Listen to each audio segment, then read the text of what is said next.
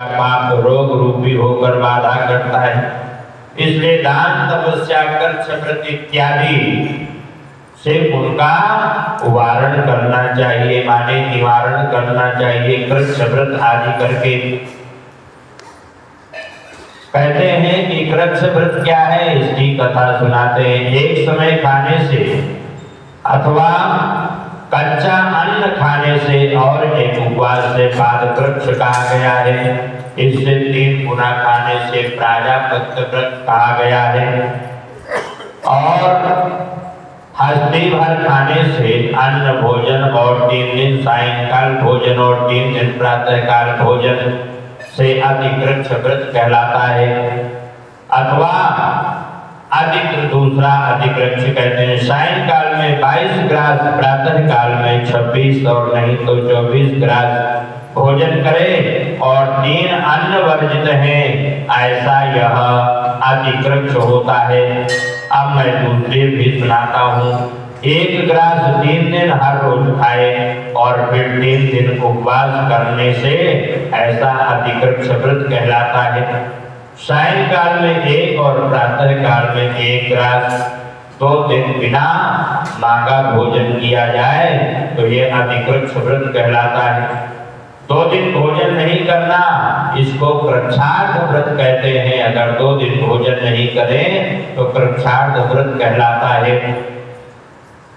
21 दिन दूध अथवा पानी पीकर के रहने से कृच्छातिकृच्छ व्रत कहलाता है।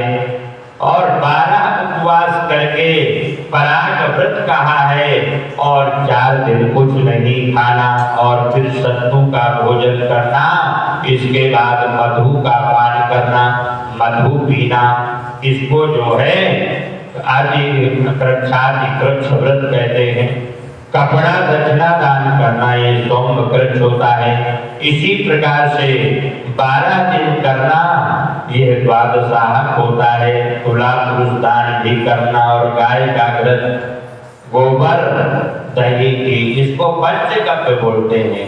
गौ का घी, गौ का गोबर, गौ का दूध, गौ का मूत्र, गौ का दही, ये जो 5 चीजें गाय की से ही बनती हैं, ये पंचगव्य कहलाता है। एक होता है पंचामृत। ये पंचामृत क्या है? दूध, दही, घी, शक्कर, शहद। कई लोग कह देते हैं गंगा जल मिला दे, कई लोग कहते हैं मिला दे, वो नहीं होता। केवल 5 चीजों से ही पंचामृत कहलाता है। दूध, दही, घी, शक्कर, शहद, इन 5 चीजों से पंचामृत कहलाता है। और पंचगव्य हमने आपको बतला दिया। तो कहते हैं पहले दिन दूसरे दिन उपवास करना कृच्छ शांतपन कहलाता है। और 3 दिन गोमूत्र पी करके रहे, फिर 3 दिन गोबर खाए, फिर 3 दिन दही, फिर 3 दिन दूध, फिर 3 दिन घी जब खाए तो ये महाशांतपन व्रत कहलाता है। समस्त पापों को नाश करता है। ऐसे ही अतिशांतपन व्रत चांडाल आदि को भी शुद्ध करता है। और कूलर, कमल, बेल और इनके पत्ते, कुश का जल, ये सब हर रोज पीने से पूर्ण कृच्छ व्रत होता है। 3 दिन व्रत करके पूर्व लिखित वस्तु का काढ़ा पिए तो पूर्ण कृच्छ होता है। फिर तपाया दूध, घी, जल एक हर रोज पिए और 1 उपवास करे तो इसको तप्त कृच्छ व्रत बोलते हैं।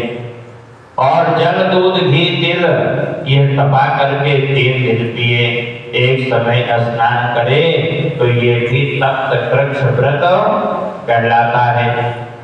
कहते हैं कि पानी 8 तोले दूध, 12 तोले घी, 4 तोले पानी चाहिए, पीना पानी चाहिए। और कार्तिक शुक्ल पक्ष में चतुर्दशी को उपवास करके भगवान का पूजन करें। और उपवास करके मनुष्य रात्रि में जल में स्थित हो, जल कृच्छ करके पवित्र होकर के विष्णु लोक हो जाता है।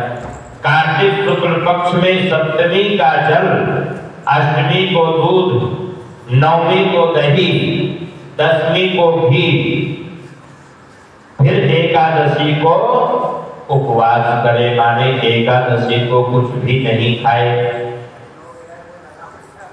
ऐसे पैतामह कृच्छ करके जिनने विष्णु भगवान का पूजन करे तो 3 लोक से पूजित वैकुंठ में प्राणी प्राप्त करता है। कार्तिक शुक्ल पक्ष में षष्ठी से 3 दिन केवल दूध का पान करे, फिर नवमी से 3 दिन एकादशी तक उपवास करे, माने कुछ भी नहीं खाए। ऐसा महेंद्र वृक्ष व्रत कहलाता है। दुर्लभ उत्तम वैकुंठ में प्राणी जाता है, 3 दिन अन्न खाए, फिर 3 दिन उपवास करे। जब तक भीष्म पंचक आए तो वैष्णव वृक्ष व्रत होता है। ये भीष्म पंचक देवोत्थानी एकादशी से 5 दिन लगातार चालू होते हैं पूर्णमासी तक। जो मनुष्य प्रतिपदा से लेकर 5 दिन दूध पी करके रहे और फिर 5 दिन खाली दही खा करके रहे, एकादशी को उपवास करे और द्वादशी में भगवान का पूजन करे, यह भास्कर वृक्ष व्रत कहलाता है।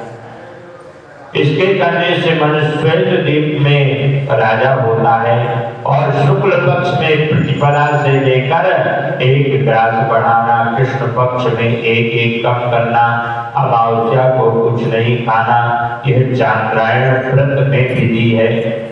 अब आप ग्रास का प्रमाण कहते हैं कि ग्रास कितना होना चाहिए। कहते हैं ग्रास 2 तोले का होता है, अथवा जितना मुंह में अच्छी तरह से आ जाए 1 ग्रास जो है उसी को कहते हैं। ऐसा ग्रास पवित्र देह शुद्ध करने वाला होता है और कृष्ण पक्ष के आदि में 3-5 ग्रास भोजन करके पक्ष समाप्त करे।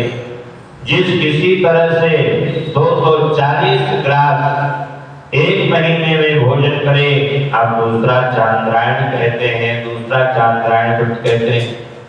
कहते हैं कि 8-8 ग्रास दिन के 12 बजे हर रोज खाए तो यह यदि चांद्रायण व्रत होता है।